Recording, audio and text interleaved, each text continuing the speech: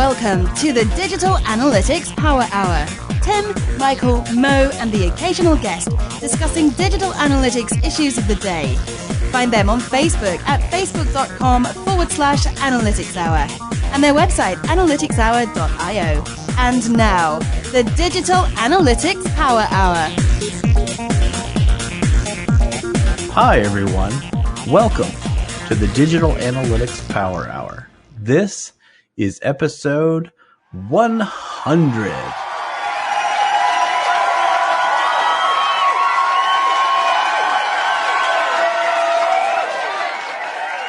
Well, we made it. 100 episodes in, many miles, and a ton of whiskey. But it feels great to have the #1 explicit analytics podcast on fucking iTunes. Oh, yeah. You know, it all started with a disagreement, and that disagreement was with Tim Wilson and Jim Kane. And Jim Kane, that was at that time our other co-host, double CEO, but now I think actually he's a triple CEO. He's had a lot of success up there in Canada. Hi, Jim. Couldn't have done it without you. Hi, Jim. And then for a little while, it was just Tim and me until we conducted a worldwide talent search. Came up with our new co-host and perfect foil, Mo Kiss, who is not Michelle Kiss, but that may have helped our numbers stateside for a while. And, you know, that is me, Michael Helpling, your steady friend and moderator, an all-around nice analytics guy. So, Tim and Mo, welcome. Hey, how's it going? Hey. Can't believe we're at 100. I know. Can you believe it? Are you guys ready to start our 100th episode? No, Absolutely. I think I'm just going to quit right now. Yeah. Quit while you're ahead. And still undefeated. No. No, it's amazing. It's a huge milestone. And actually, you know, if you're not a regular listener, we did something a little special with this one. The guests and the questions are coming from our audience. So we've had a competition.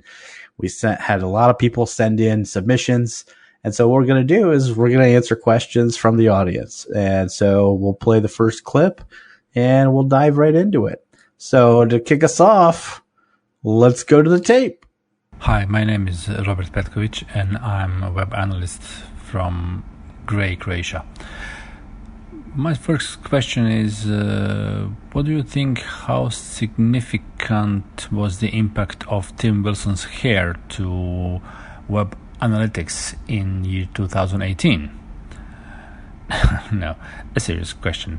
For Mo Kiss, what was your most memorable why question you ask yourself during analysis and why? Thanks. So, on the hair. Yeah, I think the hair has been a huge component of our success, Robert. That's a really great question. And, you know, Robert has a background in psychology, so he understands how these little things can have such a huge impact on outcomes.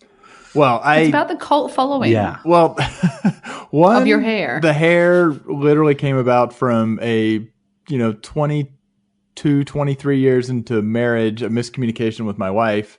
Although I could spin it as saying that Eric Feinberg, who used to be kind of the most renowned hair in the industry, has not been as visible of late. And so he has, fantastic hair, and somebody had to step in to fill the void. But maybe we move on to Robert's Actual question? Okay. Which is for Mo. So for me, the most memorable why question, it's funny, it actually came up again last night, was when someone in the business asked why we couldn't move more mobile site users to the app. And legitimately, someone asked me this again last night. And I was like, oh God, we're back at square one. I think the reason that for me it's the most memorable is because it started me down my much talked about path of talking about cross-device users and really understanding why were people going to our mobile site. So for example, we know that a lot more new users go there. And finally, I guess cracking you can't just build a better app and then expect that everyone will magically transform over there. So for me, it started basically it was kind of the question that kicked off the last couple of years of work for me, which I'm still super passionate about and still apparently answering not very well, which is why I just got asked it yesterday. How much are you having to answer that as an analyst who's looked at data, and how much are you answering that as an analyst who's been thinking about the customer journey and customer needs, especially since it's coming from Robert and his psychology background? I think it's both though, right? They're thinking about a user's needs is the same as saying, okay, well, why would we have more new users on this platform? Like they're kind of intertwined. You could do one without the other, but you wouldn't be answering the question very well. Yeah. I mean, I think that to me, that's a great example, because the answer isn't 100% just in the data. You right? You do have to be careful though. And my favorite catch quote at the moment is, "You are not your user." So you also have to be so careful that when you're trying to figure out that, hang on, wait, why would there be more new users on the mobile side, that you don't start thinking about it as you being the user and then assign all of these reasons for these behaviors that just you've made this huge leap or assumption that isn't there. That's definitely also a consultancy or agency side where you're working with a client that has you're not the target audience. Then I think I have to be like doubly, triply. You're at least kind of the iconic target demographic, right? So you can be a user. When I was like working with Victoria's Secret, I had to be, pretty careful that it was not me. It's not about you. So should we throw in memorable ones for ourselves, Michael, even though it was directed at Mo, or should we just keep chugging? Sure. Go for it. Well, I'll say one that was probably, if you literally just went off the most memorable, and I feel like not a year goes by that I don't bring it up, was probably back in 2001, 2002. SEO was kind of kicking in, and I was in-house at the time. And a product marketing manager who owned the website. And the website, we were still figuring out a bunch of stuff, but he had gone in and made some tweaks for the search engine optimization stuff. And he basically had turned an acronym into being a fully written out word. So a good, legitimate adjustment, but not massive overhaul. And when we were still running NetGenesis, so he waited till the monthly report came out, and he came like racing into my cubicle and said, "Look, I made those tweaks on this date, and traffic went way up to that landing page. Like I've told everybody, I've told the VP of marketing." And I was like, "Oh crap!" So let me hop into the little MicroStrategy, Doug, and it basically turned out that Gomez was pitching us, and so they had asked for what were like some important pages on our site, and then they had basically turned their little load monitoring engine towards it. And this was before that sort of stuff was getting filtered out. It was log file analysis. So basically it was completely junk traffic, which like I use that as my example anytime that it's been if you see something that's like amazing and surprising, then chances are you just haven't dug deep enough. We don't find those sorts of things all that often. Oh man, that was before correlation wasn't even causation, right? Way back in the day.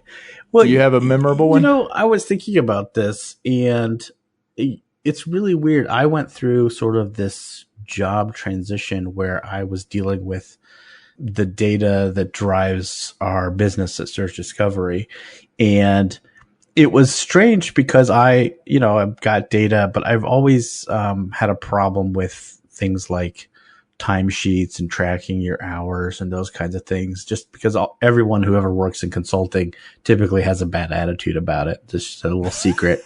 I love it. There's some people who really love it, and I appreciate those people so much more deeply now. But what I realized, my why was sort of as I struggled with that data and tried to really use that data to serve the folks at Search Discovery as best I could. The why was actually around, why do this well?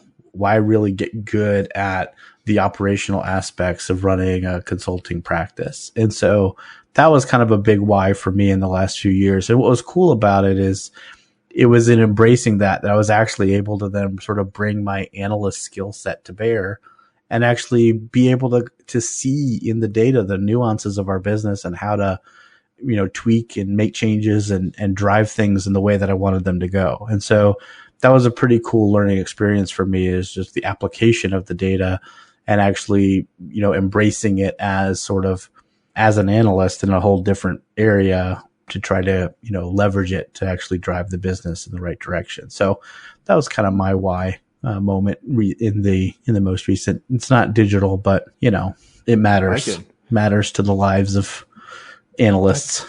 Certainly a more profound why than mine. So yeah, exactly. Well, you'll find that a lot, Tim, as I'm really profound. All right, let's get to the next question.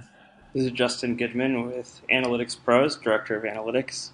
We all know that whiskey is the quintessential drink of the quintessential analyst. What I wanted to know is if there's a specific brand that, as Analytics Hour hosts and podcasters in general, you've found to really inspire creativity and drive your quintessential podcasting along with that quintessential analytics skills. Okay, so what folks listening don't know is that as we voted on these, it wasn't always unanimous. But I made sure this one got through because I think it's the quintessential question.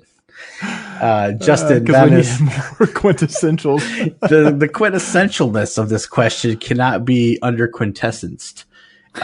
So first off, I think it's a good thing to talk about whiskeys because they do kind of vary from time to time. And so I would say for myself, the best whiskey for the show comes from kind of a lot of testing. Both what gives the voice the most resonance, provides the most smoothness on the palate. No, I'm just kidding. It's whatever I've got in the house at the time.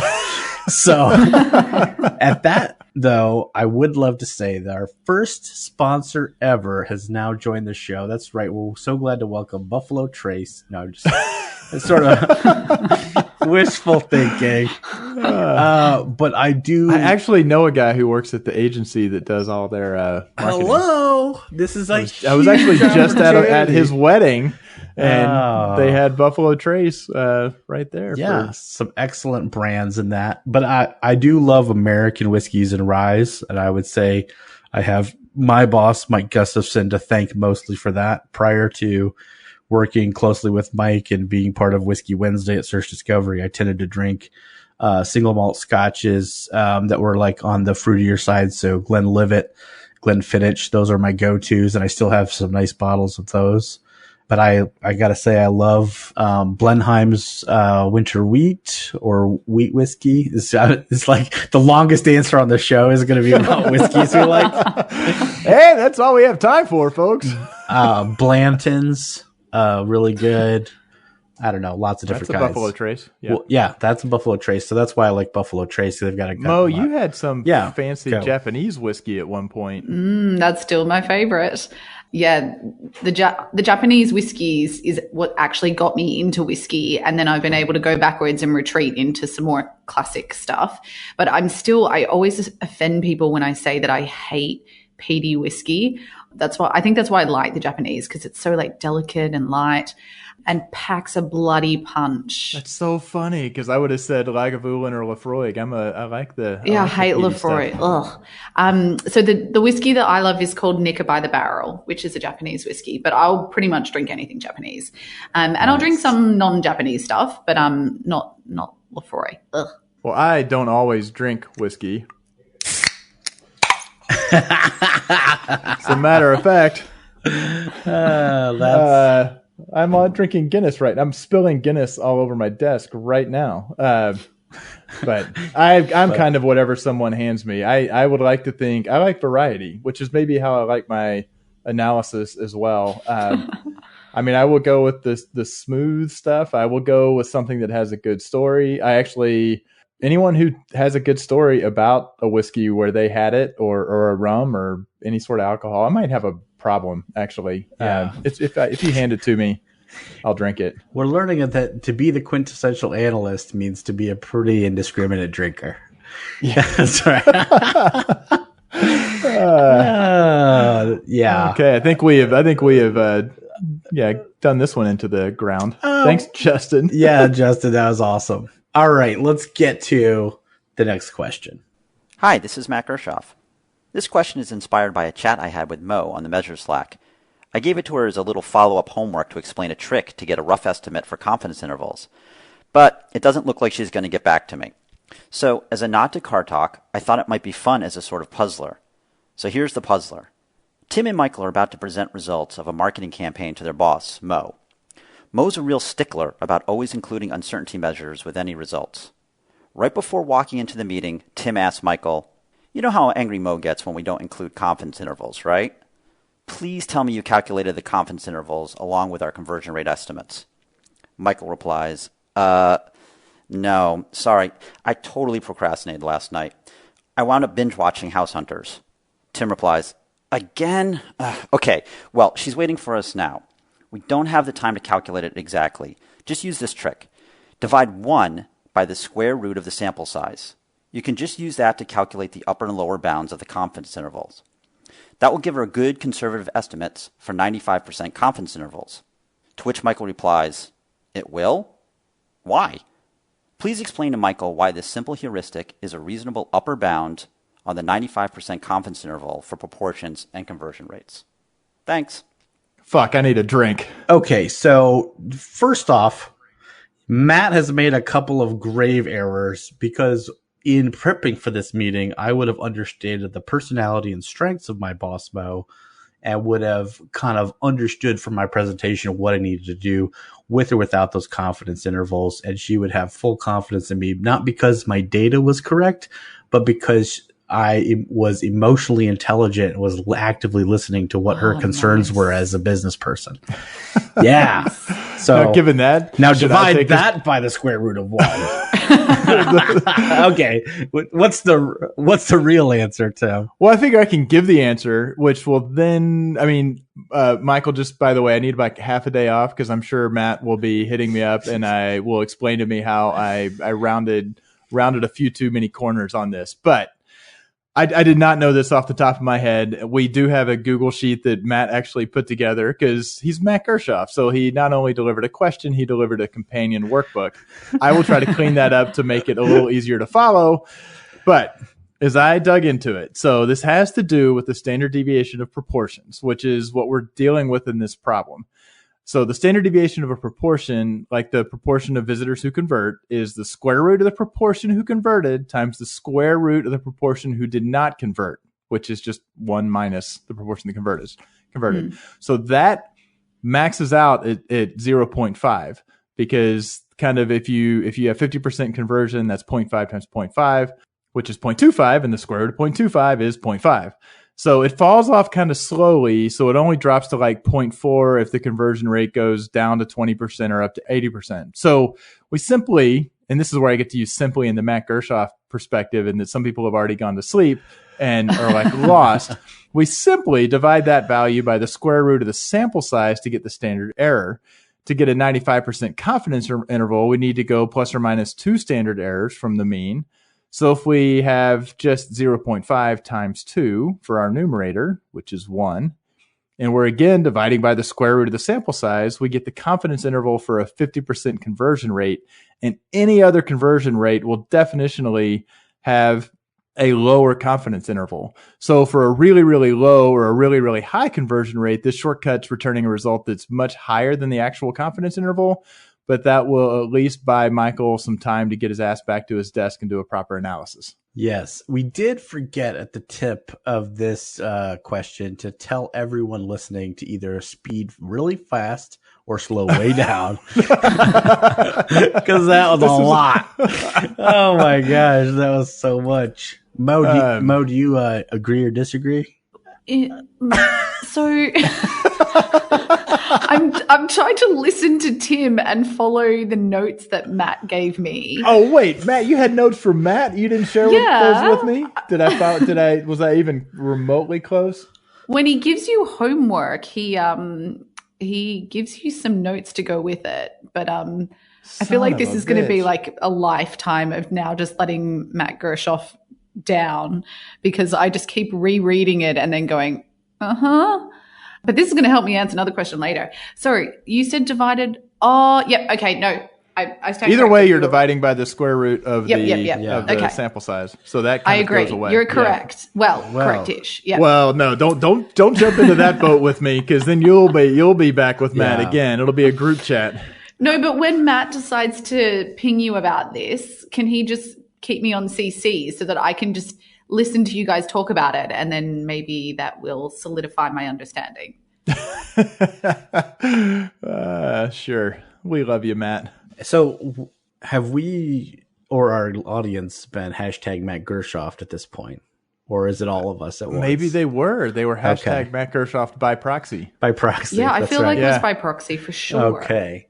All right. Well, let's get things back on track with our next question. Hi, this is Jamarius Taylor. So everybody on this panel here is a seasoned analyst. And as a young analyst, I just kind of want to know a few things that you kind of wish you'd have known when you first got into the game. So if you could answer that, that'd be great. And I'd also like to know when Tim Wilson's going to cut his hair. All right, thanks. What's with all these 2 for questions? I think people just had 30 seconds. They So they learned from you and your last call. Yeah. Oh, snap. Oh, snap. That's All right. fair. Awesome questions, Jamarius, and I'll answer them in reverse order. I don't think Tim Wilson was ever going to cut his hair. I believe it's a secret of his analytical strength. So that's the only reason why he's great at data science, because growing his hair out and his R knowledge happened all at the same time. So he's sort of like Samson? the Samson of R. So he would lose all of his R skills if he ever cut his hair. It's in the Bible. Check it out. The truth is this is a one-time experiment, so I have to get it to the point that I'm like, yep, I'm done. But it's been you've been running this experiment for, at what point will you reach statistical Most of the time that I've known you, I think. At what point will you reach statistical significance?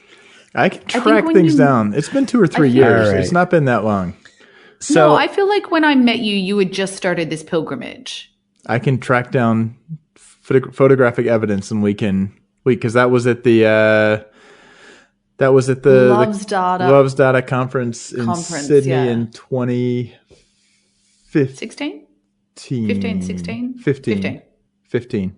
So, but actually, the better. Let's go to the real question. Yeah, the real question. And actually, there are no more questions about my hair. this actually tees up something really great because, Mo, I remember something you've written about this, so I'll let you take it from here.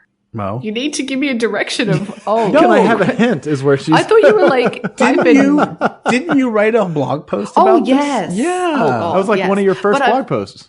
it was my first Yeah. blog post, but I've changed my mind. Oh, that's so good. Which actually, Matt's question is a really good segue into this. So, Jesus Christ, where's this going? I do wish before my first ever digital analytics job that I knew what SEM meant, but hey, I learned that on the fly, so that's okay. I wish, and I was actually talking about this on the weekend, I wish that I had gone back or I'd kept my math skills up. Like I wish I'd gone and done like a stats course or even just like some basic maths. I was talking about like I did double maths and physics the whole way through school and basically didn't use that skill at all for probably 8 or 10 years. And then when you're trying to pick it back up, like I just wish I'd maintained like some base level of usage. I think I've told that anecdote maybe on the show, that when Matt tells people that they should go really take a good linear algebra course, and then he points them to a video of a professor teaching his linear algebra course. And that was the linear algebra course I took in 1993. And completely, it was not hard at the time. It was kind of cool, but yeah, go figure. Fast forward a decade and that wasn't really sticking with me. And it's only coming back very, very slowly. All right. So your first one was you wish you had kept up with your math and physics skills. Okay. That's really good. What do you have? Well, so as I recall, like I was so excited to be in the analytics industry and learning all these things. And I think there were 2 things that would have made a huge difference to me in the first few years of my career. I think the first one is actually working much harder as a listener. I feel like that has served me so well later in my career. If I had been using that early on and just really listening for what the real problem is, especially in digital analytics, and it's probably this way in other analytical pursuits, but there's often this inability for people to express what they need or desire in a way that actually maps to what it is that we do or the metrics and the associated. And so listening for the underlying problem became sort of this holy grail. And I feel like if I had worked harder at it earlier, I would have saved myself some bumps and bruises. I think the other thing, and this is actually more a byproduct of my own learning and education, but I actually think it's still kind of prevalent today, even though there's a lot more resources available, is sort of always be synthesizing the knowledge you've gained and putting it into context. So there's so much to learn, and there's so much data and details and arcane knowledge about how tools work, how tag management systems work, all that kind of stuff, that you always need to be kind of putting it in its proper place of what does this mean? How does that fit? What does that mean to the business? How do I make that part of the bigger picture?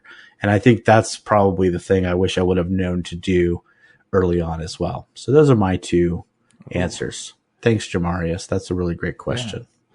Mine would be as simple that skipping QA of your analysis is not an option. And maybe that's a good one. Because I feel like I learned it pretty quickly to start triangulating and vetting and validating, even though it was painful and time consuming. But I wish that more who were starting out kind of realized that's a big deal, because we're so excited when we pulled the data and it's there and we're like, we're done. And then, boy, like 1 time out of 10, you'll find that you really just doing the QA, more ideas will occur to you, even if you don't find a problem in what you did. Yeah. So that's cool. Nice. All right. Let's get to what is our next question.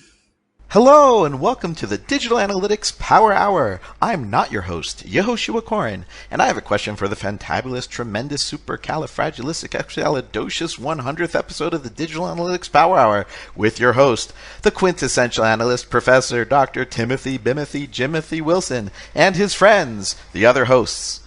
My question is about dealing with dates within web analytics data. Since web analytics data is innately time series data set, how would you measure how many users took action A and then took action B within 30 days without explicitly implementing event tracking or something similar for it? For example, what percentage of users came to the site via a PPC ad and bounced, but came back within 30 days? No matter what I set my date range to, any users with a bounce session from PPC within 29 days of the date range that I set in my reports will not have had the full 30 days to meet the condition. So I pass it to you, analytics superstars, rolling date ranges, cohort analysis, Tim Wilson's hair. However you want to answer, that's fine with me. Good luck, and Mazel Tov on the 100th episode. Mazel Tov. Mazel Tov. Mazel Tov. Oi! So a lot of our listeners might notice that some entries exceeded the 30-second minimum maximum, but we just felt we had to include them anyways. And Yehoshua, being such a great friend of the show, we also known as Yehoshua. Yehoshua. That's okay. Yeah, I said it right, I think. I don't know. Well, we'll find out. Yehoshua. We have it on tape. Yehoshua. Anyway, my answer is actually a little bit out of the box, Yehoshua. What I do is first I build an industry-leading analytics practice and then recruit talent that knows how to answer that question. Okay, take it away, Tim. Actually, I love the question because it's actually the sort of thing that's really hard to explain to a business user, right? Even if you pull the data, the fact is, as Yehoshua pointed out, you basically have to tell them that I'm not going to use any initial interaction data before 30 days ago. I am throwing out some proportion of the data because I need that to play out. That extends. I found myself a couple of weeks ago trying to explain that's one of it's awesome if you can use last click. If you've vetted for attribution that last click and first click aren't that much different, then you've actually bought yourself not having to deal with a similar sort of thing. So I think the best option, which ties into this whole journey into the world of data science, is to be working with the raw data, because I think if you query the data in its raw form, you can query it to address that. I do think my experiences with the cohort analysis in both Adobe and Google Analytics is that I keep thinking cohort analysis is going to give me what I want, and then I immediately hit a limitation or a wall, and it doesn't really, work out. So I guess I'd say that's like a awesome question. And it's like, you really have to dig in and figure what what's the least imperfect way that you can do it? And then Mo can just say, no, you just do this simple thing. Well, I do use event tracking. That's the issue. So when I have this problem, I do rely on existing event tracking, and then I basically write into my code, like, here is the first thing they did. Did the second thing that I want them to do happen within 30 days? And if it didn't, then get rid of it. But you're querying, you're doing that in BigQuery though. Yeah. I would do that in BigQuery with the raw data. I think his event tracking was more saying, don't do something crazy like put your timestamp of first PPC interaction. So I think that's legit, but you are going to saying you have to get to the user level data to do that within the aggregated Google Analytics or Adobe Analytics interface. That's the sort of thing that seems like a question that it would easily answer, and it's not. Yeah, it's tricky. Yeah, like I did I'm not sure. Mo, you don't even really know how to navigate the Google Analytics web interface at this point, do you? Well, actually, you're like, look, if I'm not writing code, get the fuck out of here. Someone in my team was laughing at me because when I use the Google Analytics UI, I always go straight to the search box. I never go down and navigate to which report I want. I just put it in the search box, and she's like, "Oh my God, I never do that. You really don't know your way around." I'm like, "Yes, I do. It's a shortcut." I did a little bit of prep and could not find the cohort analysis, so it was in the search box. It's under audience as well. It's under audience at the time of this recording. No telling where it'll be. Actually, what's interesting is probably about half the people who use it go one way and half the people go another in terms of navigation via search and navigation. At least in usability studies we used to do on our website, that was actually pretty true. That's really interesting. Yeah. So tell your friend that maybe she should stop thinking of herself as the only user. Maybe there's other kinds of users out there. No, maybe not. Just but in a nice way. All right. Okay. Before I dig a deeper hole, let's get to our next question. Hi, this is Helen Cripps coming to you live from Helsinki Airport as I'm about to fly back to Australia after presenting at an IoT conference. For Tim Wilson, the quintessentialist analyst, what do you think the impact of IoT and connected devices is going to be on marketing analytics in the future? Thank you. Oh, great question. And I think we need to start a new rule. Anytime we hear the word quintessential, we got to drink. Yeah, everybody?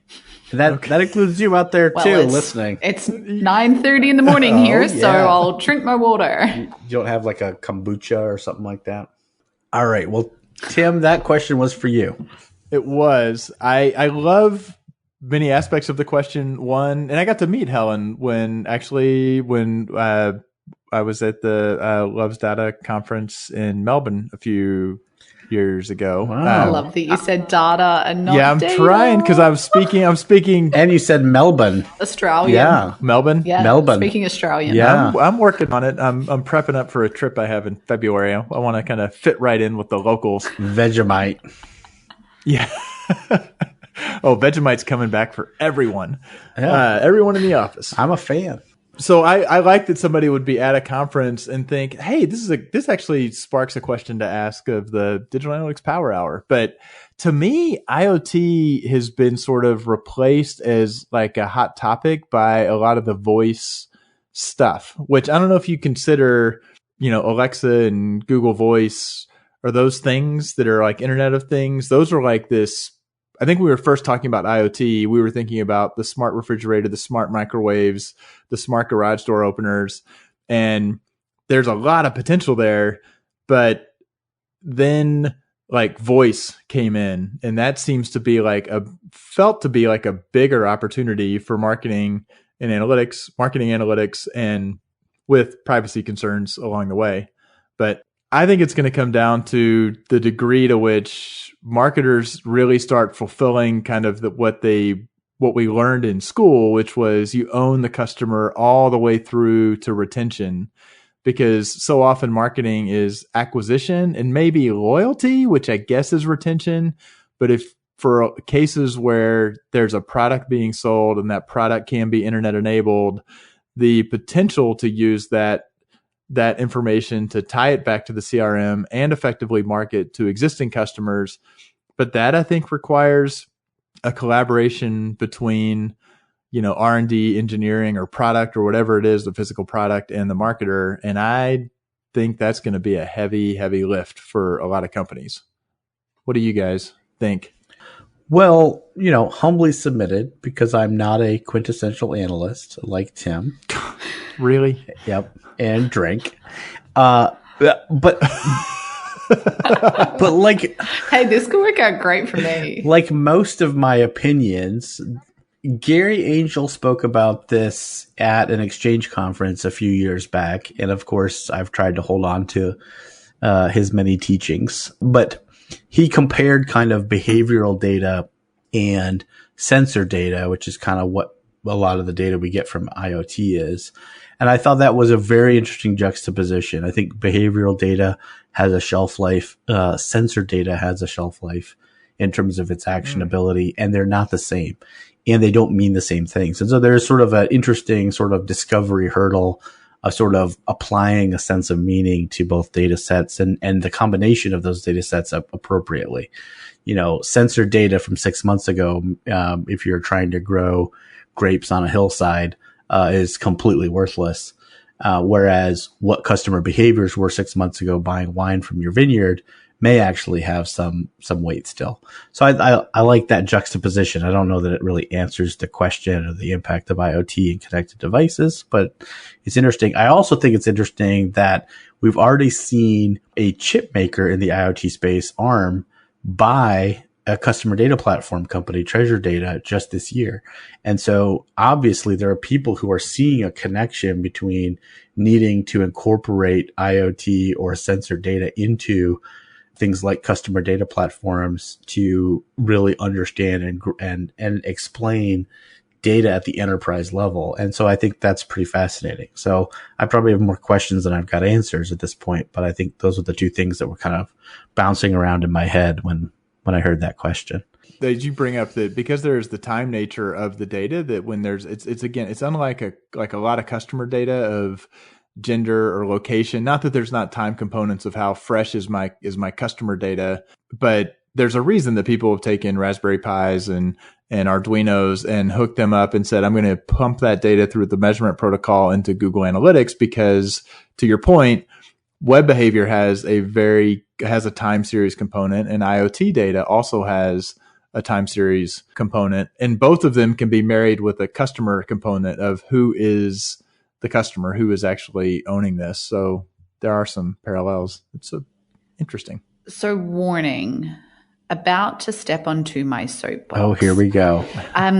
It's going to come down to actually connecting these things, right? From an analyst perspective. So, if you ask Alexa to order you more laundry detergent, do you actually see that customer then go and buy the laundry detergent, or see it arrive? Or if they ask the weather, then how does that impact what they choose to wear for the day? To me, it's about how are you going to connect these things? They're watching Netflix on their fridge and now they've stopped and they've turned it on in the lounge room. It's about connecting those things so that you can actually understand how your user is engaging with your product, or what would the reasons be that, for example, I often watch Netflix on my laptop in the kitchen while I'm cooking, and then I swap to the TV when I've made my dinner. Those are all questions that we want to understand, though, in developing our products and our now I'm back in marketing strategies. But how important to all of that is the temperature second by second of your refrigerator as you're doing those things? So that's... Oh, I don't care about the temperature of my refrigerator, but I do care about the temperature outside. That's the IoT data that's coming. I mean, that's the kind, we're gathering that kind of data. So it's a lot, right? I'm not disagreeing with your point. I'm not. I just want to highlight sort of that's what I mean by sensor data is just it's a lot of data.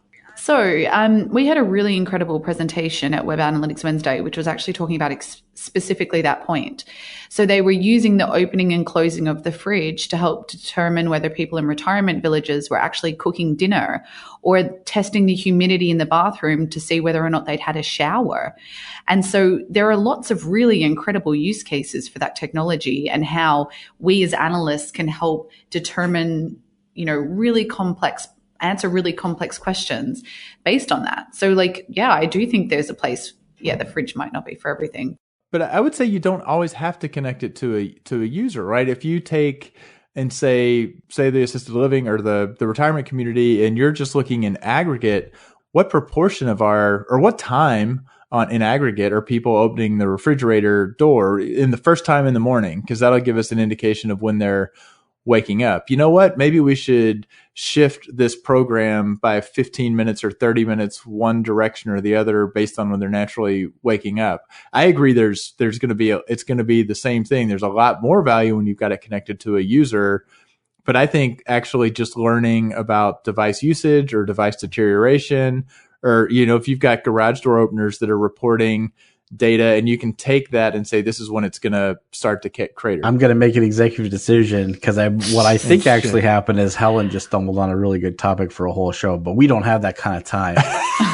So we're going to move on. But I do just want to shout out to Dana Bradford, who did that presentation. Okay. It was really incredible. Excellent. Okay, anyway, fine. Carry on. Fine. You can give a little shout out to somebody. That's okay. But we got to go on. All right. Actually, our next question is from somebody who's done a little playing with some IoT data, but let's listen in. Hi, Mo, Michael, Tim. I'm Eric Driesen, Data Technology Lead at Greenwood Group in the Netherlands. My question is about the reason we do our jobs. We actually love it. My question is also about Christmas Eve. So do you remember that as a small kid, you got this lovely feeling of anticipation on the day before Christmas? I was wondering if you ever experienced this feeling during your work. When you figure out this theoretical solution to the problem, set up the required systems, fill yourself up with expectations, you then give the system a spin, and then that feeling of, yes, it actually works. Okay, Eric, this is literally why I do my job. I think that all analysts, I would hope all analysts have that feeling, because otherwise I don't really understand why they get out of bed. But for me, the moments that I most have that feeling are the times that I have spent so far too long cleaning data. So you feel this real sense of achievement because you've waded through something pretty messy. And the other time is when you've had to iterate multiple times, because as you run and rerun, each time you're like, hang on, if I tweak this little thing, it'll be more accurate. If I fix this little thing, it'll be better. And both of those times are the ones that I probably have that biggest yeah, nailed it. But basically that's pretty much why I love my job, is that feeling. I can agree more. It goes back to me. I mean, the very first episode we ever did on this podcast was about what it means to be an analyst. And I feel like Eric, in a certain sense, kind of actually put a pin in one of the major points of what that definition is that feeling of excitement about seeing something you've analyzed or built or created actually come to life. And what's crazy is I remember an analysis I did that saved the company, I want to say approximately $30,000.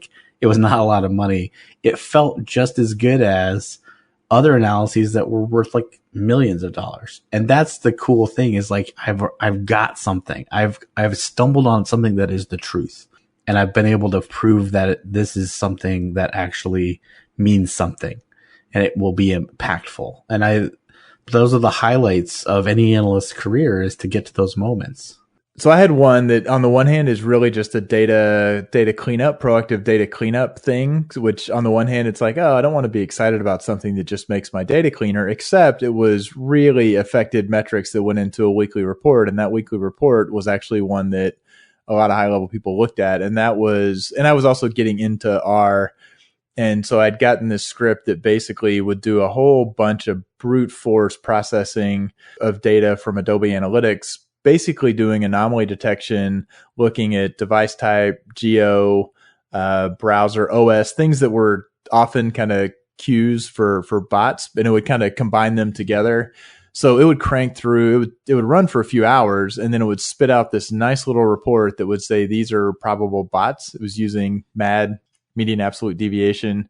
But it basically meant that instead of regularly publishing a report that actually had bad data in it, I was able to say, I can go and segment that traffic out.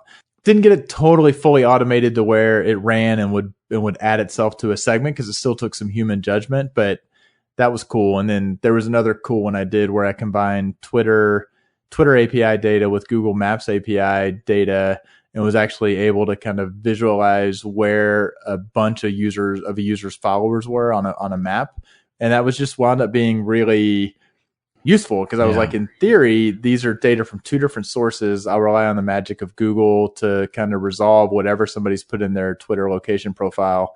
And then it kind of spit it out. And it was actually pretty meaningful because this was the main reason I was doing it was a person who had an international profile had switched to a very US centric job.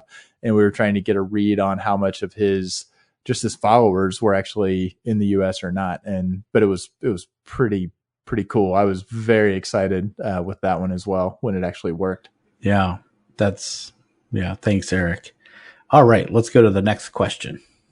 Hello, esteemed hosts of DAPH and Tim, and congratulations on the amazing milestone. It's Simo Ahava here, web analytics developer from 8-Bit Sheep. My question is simple. This analytics and data stuff, do they really matter? Why do companies that don't care about data still survive and even thrive? Are we kidding ourselves? Are we all just hot air inside one big bubble floating through the noisy and smelly undergrowth of corporate business? Help me. Oh, Simo. Who wants to take a swing at that one? This is something I've been thinking a lot about because, so I've been reading lots of books on leadership as well and the culture that you have at a company, and you read all of this stuff about like to have a good culture or to be data driven, you need to do X, Y, and Z. And I literally have been thinking about this question. Well, then why are there still so many examples of companies that have shitty cultures or don't make data driven decisions or whatever it might be that still seem to thrive? I don't know the answer to that. But what I do think is that we have a pretty incredible responsibility as analysts to help direct businesses. But I actually think that responsibility is growing. When we start thinking about concepts like machine learning and whether you can perpetuate a bias through the model that you build, our values can impact some pretty incredible technology that we need to spend more time thinking about how we direct businesses, because I don't think we can just say it's up to the company to decide whether or not data matters or how it's used. Come on, it's a straw man. You cannot find a company that does not care about data. They may not be using it effectively, but there is not a company out there that is not at least pushing reams of data out to people, right? I think that yeah, but that's not the same thing. When you say, I want to do this, now go find me some numbers to support that, to me that is not caring about data. Yeah. When you go, here is the answer, find me something to support that is not caring about data. And literally that doesn't happen either. Like, right, we're standing up that. But wait, the question is, why do those companies still survive and thrive? I argue there is a tiny number of companies that aggressively don't care about data. I would say 100% of companies tell you that they are being data driven. Whether they are or not, they certainly don't care about. I think we have to be really careful about. It feels really awkward to me to come down as more pessimistic than Tim Wilson on any topic. Because I think on the surface, everyone is definitely concerned and cares about using data. But in practice, I don't believe a lot of companies have really embraced what it means to use data. But I think that's a different thing. That is, they don't have effective strategies and they don't actually know how to. Misuse to me is the same as but they're not comfortable caring. Without those effective strategies, Tim. Yeah, and that's the thing that has to change is the relative comfort. The thing that, and I can also tell you why those companies still thrive. But I have an opinion on that too. Okay, so you go first. If you're making, and to clarify, I very strongly believe misuse of data is the same as not caring. No. How are they successful if they're making shitty decisions based off bad here's the data thing. Or bad practices? Here's the thing. Businesses are a system, right? And that system incorporates a number of data points that have been proven over time.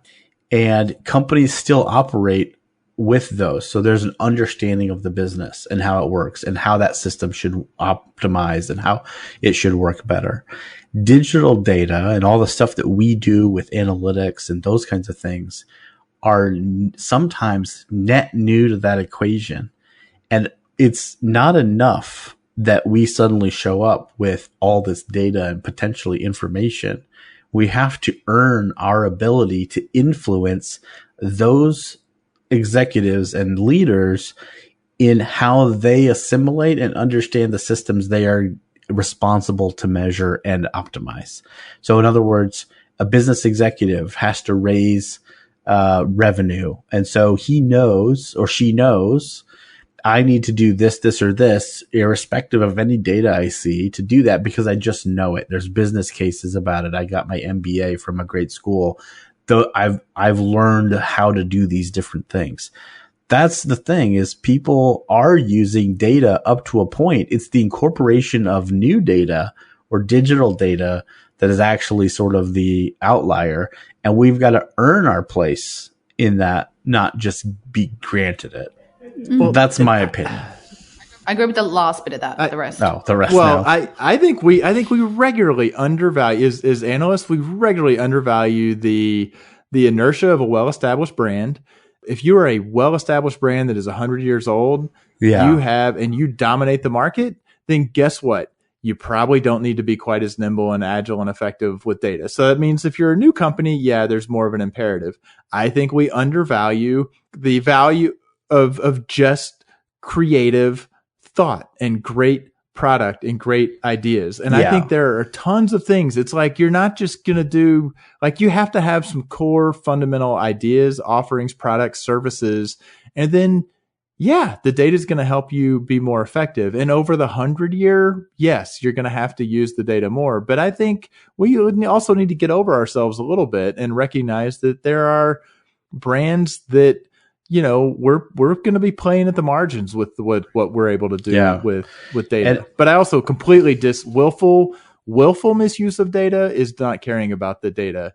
Ignorant misuse of data, being naive because you haven't had the right people inside to kind of point that out. I don't really look at that as not caring about data. I'm not quite that. I'm actually way kinder, I guess, on the intentions and the motivations than. Yeah. Mo's the hardliner here.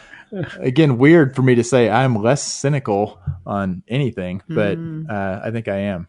Yeah, I do think that's the nature though. Like, maybe when you're in an agency and you're talking to clients want to understand something, which is why you get their business.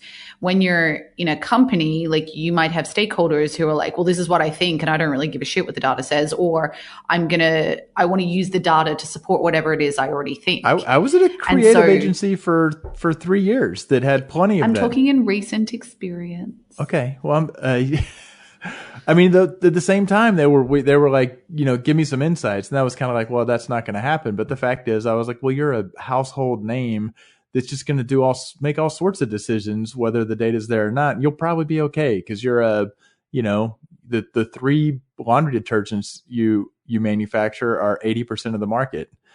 You've got a place of market dominance. You're not going to be upended. But I don't think that's the only way, Tim. Anyway, obviously, it was a good question that flipped a switch for all of us. I would say on that question, Kevin Hillstrom is a guy on Twitter who I follow, and I like how he talks about this. Is at Mind That Data. Okay, next question. Hey, this is Jack. I'm a web analytics lead at a large Australian online publisher, and I want to ask, are analysts, especially junior analysts, too hard on themselves? And should these analysts focus more on managing their stakeholders than providing a perfect or even an analytical solution for types of problems they face and are asked every day? Thanks. Yes. Well, you guys have thoughts on that? Maybe. Well, okay. So I think that's interesting. But Mo, you were about to say something. So why don't you get us started? So I think all these questions are so relevant to my life right now. It's really interesting. As an analytics team that sits within tech, one of the things that I struggle is that we create a culture where it's completely acceptable for our engineers to make mistakes. And in fact, we sometimes even celebrate those mistakes. I think that as an analyst, when you make mistakes, and it does happen, I have made plenty of mistakes.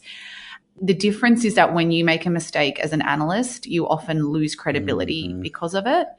Well, that's in my experience. So I don't think we can afford to have the same culture as our engineers.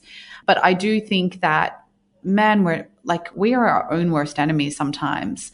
And maybe we need to find the right balance between how do we get like good QA so that we feel confident enough, but also don't kind of beat ourselves up, because it doesn't matter what job you do, you're going to make mistakes. It's interesting. So I feel like I know why you said yes, Tim, but I'm not going to try to explain you. I'm going to explain the opposite because what I've observed is actually it's maybe. There are actually it's more than two different kinds, but there's sort of like there are people who approach analysis with a supreme confidence that they will arrive at the right answer. I really got to be honest, I don't understand what makes those people tick. That's a good point. But I have observed them in the wild, and they're way different than me. And I know they're different than Tim too, because he says so.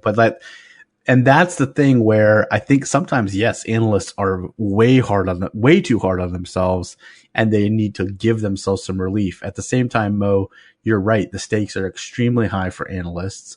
And that's why you benefit from having other analysts vetting, looking, helping, driving in a healthy, collaborative way. It's a great thing. But there are also those ones who have to balance their own confidence against their ability to actually analyze. And so there are people out there who are not hard enough on themselves. I'd like to withdraw my yes answer and change that to a maybe. Jeez,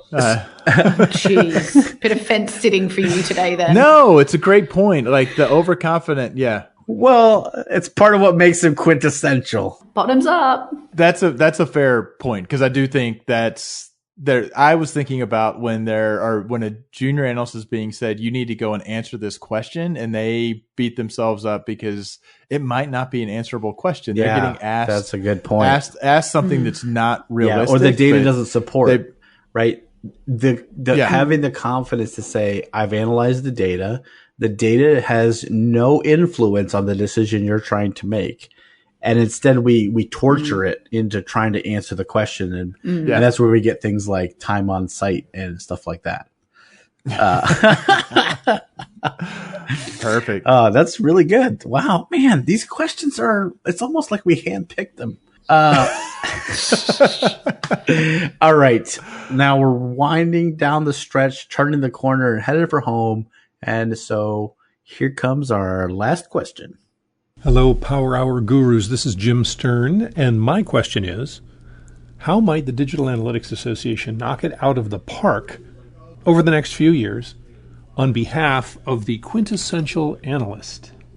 I believe it's time to drink, gentlemen. All right. Well, Jim, thank you so much. How could you have known that we'd turned this into a drinking game at this point? Although, in a certain sense, Jim knows this industry and us pretty well. I can take a stab at this. Everybody raise your hand if you're on the board of the DA currently. So this year, I was elected to the board of the Digital Analytics Association, something that surprised me, and that I wanted to do it, and B, that it actually happened. But three things emerged as I started to try to think about what could the DAA be to its members and its non-members. And so to knock it out of the park on behalf of the analyst, I think one of the things the DAA already does really well is it highlights educational opportunities. I would love to see the DAA expand on that and highlight those opportunities no matter where they are in the world. I think it serves our members and it serves all people in analytics when we highlight what's great about what's happening in analytics, whether it's a DAA sponsored activity or not. And so I think that's one thing. I think the second thing is, you've got to make sure that you, as an organization, and we are, it's a struggle. It's, as I've become more aware of how the organization operates, it's hard. It's really hard to do all the things that are possible to do and the prioritization necessary. And I owe so much to others who have served on the board and are serving on the board, people like Amy Sample and Valerie Kroll, and so many have come before. So I'm not ever going to mention enough people, but these are for the folks who have been kind of helping, bring to a focus what has to happen. And I think in our world, we need to make sure that we're giving people what they need to advance their careers in the way they want to do it. So right now, I think areas like data science and things like that are top of mind for analysts needs to be something the DAA is associated with. I'll stop right there. Mo, can you explain why we're just doomed? I have a really self-interested perspective on this. So as someone that sits outside of the US, I do struggle a little bit sometimes. Specifically in APAC, right? You're in a time zone that gets woefully underserved. I mean, every time there's something really interesting on, it's at like 2 in the morning, which I get that you can't cater for every time zone in the world.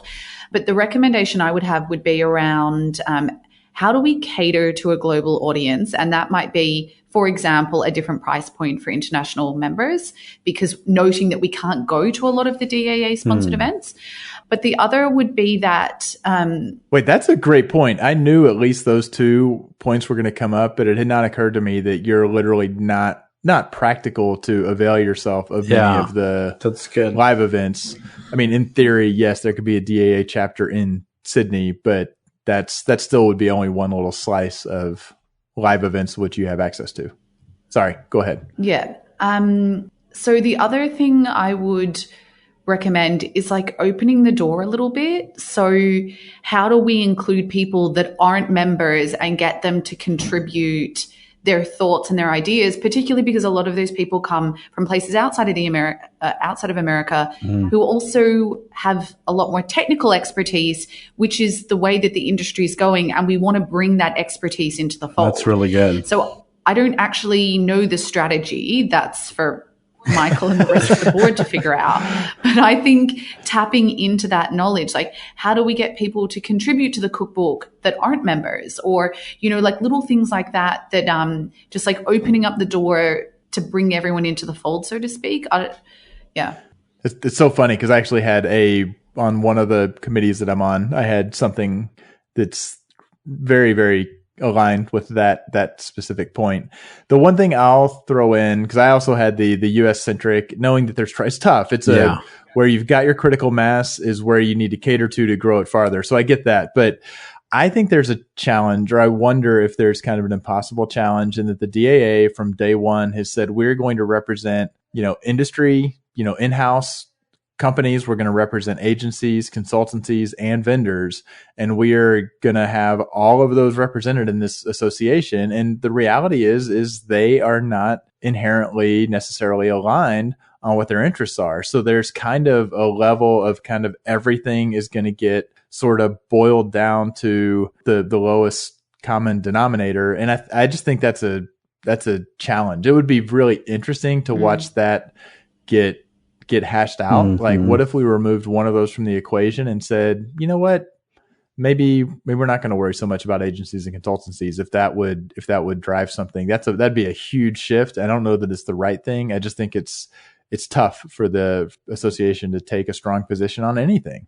Yeah, we are doing some work in 2018 with the DAA in Germany, and we've partnered with them to create sort of a test. And I'm really hopeful that will help us understand how to make more capabilities available internationally over time. But, Mo, that your point is really, really good. It's not easy. It's not easy at all. Okay. Wow. Man, this actually exceeded my expectations. I really loved going through these questions. And it comes down to our listeners who submitted these questions. They were amazing. They will be richly rewarded with That's right, with a proprietary, never before seen prize of some kind.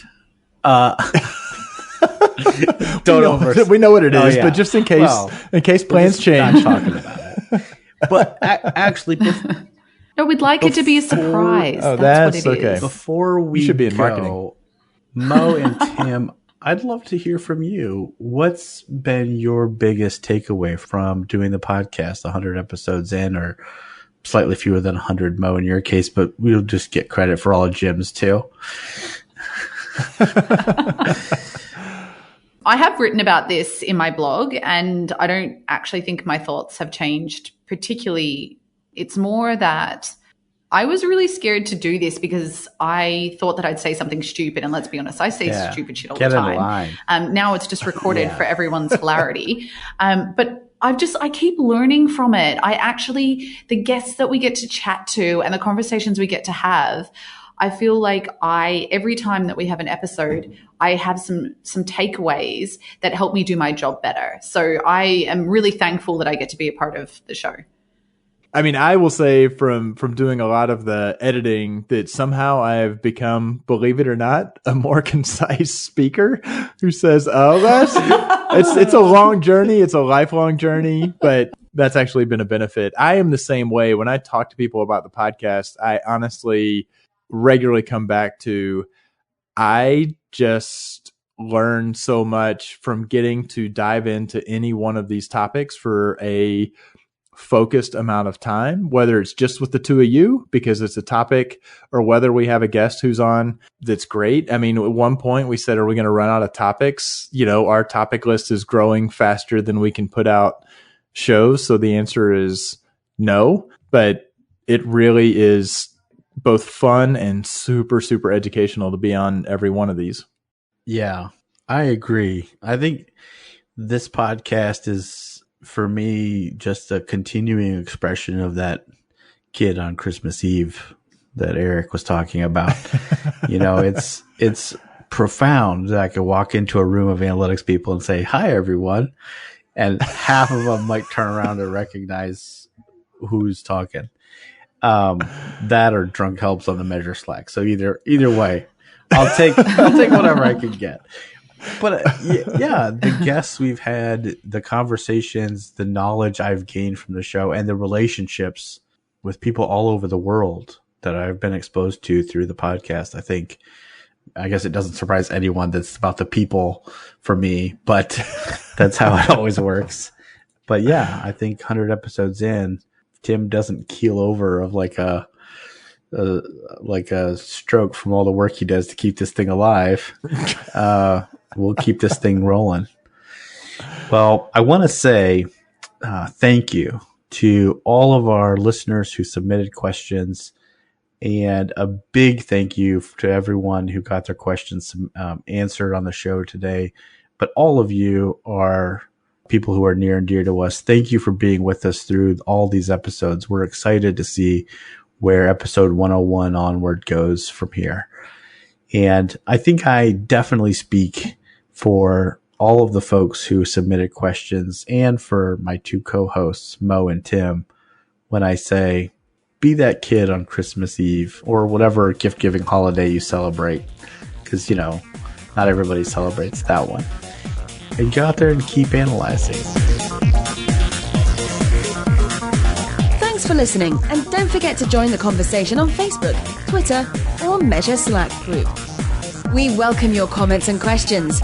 Visit us on the web at analyticshour.io, facebook.com/analyticshour, or at analyticshour on Twitter. So smart guys wanted to fit in, so they made up a term called analytics. Analytics don't work. I don't want that on my conscience. Where's Tim gone? We went to go get another beer. Tim is not trustworthy. I don't know. We're 100 episodes in, and sometimes I question his outtake choices. Now it comes out. You're an elder statesman, Tim. I thought there was going to be sarcasm there. I'm impressed with you. Oh, did that not come across as sarcasm? You're supposed to start, Tim. It was directed at you. It's really going to come down to whether marketers who, Even your dog disagrees with you, Tim. Okay, then. No, I've got something to say, but I was going to let Mo go first. No, you go first, because I kind of zoned out a little bit. Okay. You're not even drinking your water. I know, but it could work out great for me getting both of you totally trolling. If you haven't connected your mobile device to desktop, then get the fuck out on IoT. No, but okay. You know what? If I jump in and start every time, and then you're like, yeah, Tim's always fucking over talking on Mo. Well, I feel like I jumped in and started a lot this time, so I was trying to be like... No, you've done it like 7% of the time. I'm still gonna sound like an asshole who's mean to you. You are not an asshole that's mean to me. Aww. I've got lots of evidence. You said something nice to me in the last episode. I still think you should answer this question first. Rock, flag, and eagle. Rock, flag, and eagle.